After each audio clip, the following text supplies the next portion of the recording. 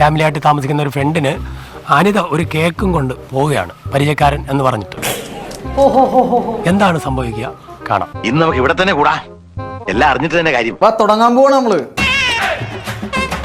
നിങ്ങൾക്കായി ഞാൻ എൻ്റെ പുതിയൊരു എപ്പിസോഡാണിത്. നിങ്ങൾ ഈ യൂട്യൂബിൽ സബ്സ്ക്രൈബ് ചെയ്യേണ്ടത് സബ്സ്ക്രൈബ് ചെയ്തിട്ട് ബെല്ലൈക്ക് വെക്കണം, ടിങ് ടിങ് അടിക്കണം. ചെയ്യേണ്ട കാര്യം അറിയാല്ല. അത് ഞാൻ ഏറ്റു. എന്റെ സുഹൃത്തുക്കൾ എന്നെ വിളിക്കുന്ന പേര് കൂക്ക എന്നാണ്. അതെ, കുടുംബം കലക്കി. ഞാൻ വിളിച്ചിട്ട് വരാം. വിളിക്ക്. അവൻ കലക്കാൻ പോണ കലക്ക് കണ്ടോ? പിന്നെ കാണാൻ ഒരാൾ വന്നിട്ടുണ്ട്. പഠിച്ചൻ അമ്മയായിരിക്കും ബോംബെന്നാണ്. എന്താ ഫോൺ വിളിച്ചെടുക്കത്ത? മനസ്സില്ല. അതെന്താ നിനക്ക് മനസ്സിലാത്ത? പിന്നെ ഞാൻ പിന്നെ എന്ത് ചെയ്യണം? പിന്നെ നീ എന്താ എന്നോട് പറഞ്ഞു എന്തുവാ? എല്ലാം വിശദമായിട്ടാ പിന്നെ പറയാം. എളുപ്പോ പാറക്കുട്ടി വരാൻ സമയമായി. ഞാൻ എല്ലാം സെറ്റ് ചെയ്യാന്ന് ഞാൻ പറഞ്ഞു. എന്തോ സെറ്റ് ചെയ്യാവന്ന്? നാട് വിട്ടാലോ നാലേക്ക്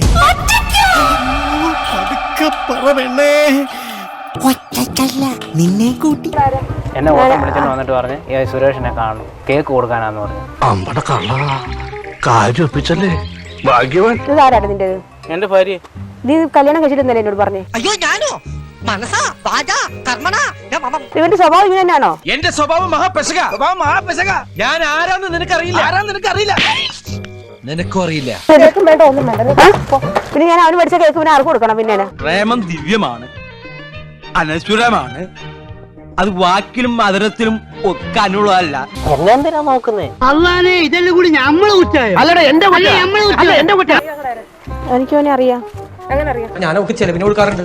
ആഴ്ചയിൽ വീട്ടിലേക്ക് വേണ്ട അരിയും വെളിച്ചെണ്ണയും പയറും പരിപ്പും പപ്പടം ഒക്കെ ഞാൻ വാങ്ങി. അതെന്തിനാണ് സാറേ എന്റെ കെട്ടിയോ ചത്തിട്ടില്ലല്ലോ? എന്റെ വീട്ടിൽ പണിക്ക് വന്നിട്ട് പണിക്കൊന്നും ഞങ്ങൾക്ക് പരിചയമുണ്ട്. അയ്യോ നീയോ? നീ കേക്ക് കുടിക്ക്. അയ്യേ വൃത്തികെട്ട ഏർപ്പാട്. എല്ലാരില്ലൂടാ ആ ഒരു ചിന്ത. പോരാട്ടത്തിന്റെ മണി മുഴങ്ങിക്കഴിഞ്ഞു.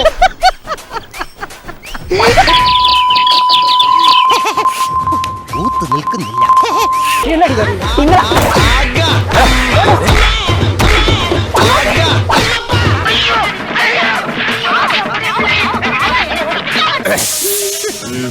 പോയോ? ദേ അവിടെ നിക്കണ്.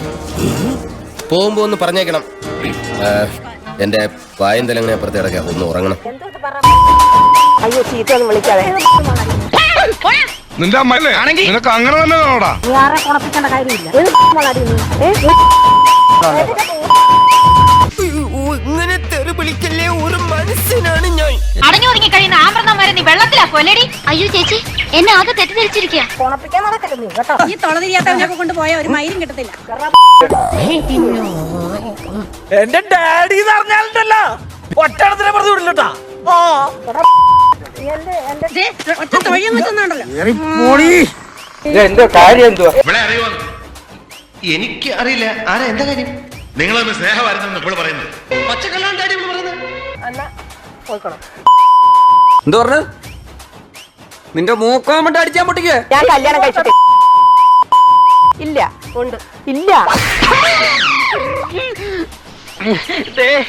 ഞാൻ നിരപരാധിയാണ്.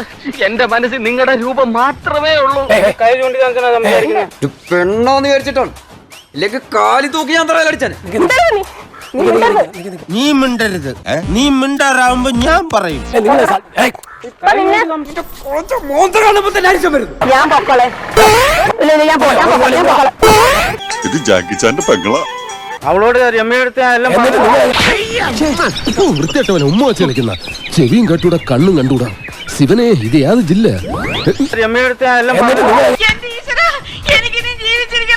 ഞാൻ നിരപരാധിയാണല്ലോ. സത്യം തെളിയും. സത്യമേത ജഗതേ ജയഹേ ജനതേ എന്നൊക്കെ പറയുന്നു ഞാൻ. ഇവനോട് ജീവിക്കണോ? എനിക്ക് വേണ്ട. ഇപ്പൊ കിട്ടും.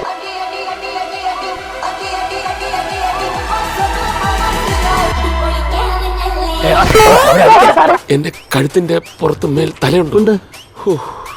ഞാൻ വിചാരിച്ച ചവിട്ടോടെ തല തെറിച്ചു പോയെന്ന്. കുറച്ചു നേരത്തേക്ക് ഒന്നും കണ്ടില്ല. ഞാൻ ഒന്നോടോ മാട് വില്ലിക്കും. നീ എന്നെ പിടിച്ചു വലിച്ചോണ്ട് പൊക്കോണോ?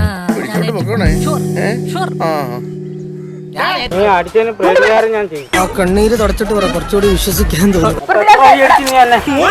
ഒരു കാര്യം പറഞ്ഞോണ്ടിരിക്കല്ലോ. അയ്യോ പോച്ചേ. All the dreams like twinkle stars. പാവമാണ് കേട്ടോ. പാവമാണ്. അളിന് കുഴപ്പമൊന്നുമില്ലല്ലോ. ഇതൊക്കെ എന്താണ്? ഇവനല്ലേ ഇവിടെ ഇതൊന്നും കൊണ്ടത്? ഞാൻ പോയി വരട്ടെ മക്കളെ. 2-ാം തീയതി വരാം. ഏത് മാസം? എല്ലാ മാസവും 2-ാം തീയതി ഉണ്ടല്ലോ. So please, whatever.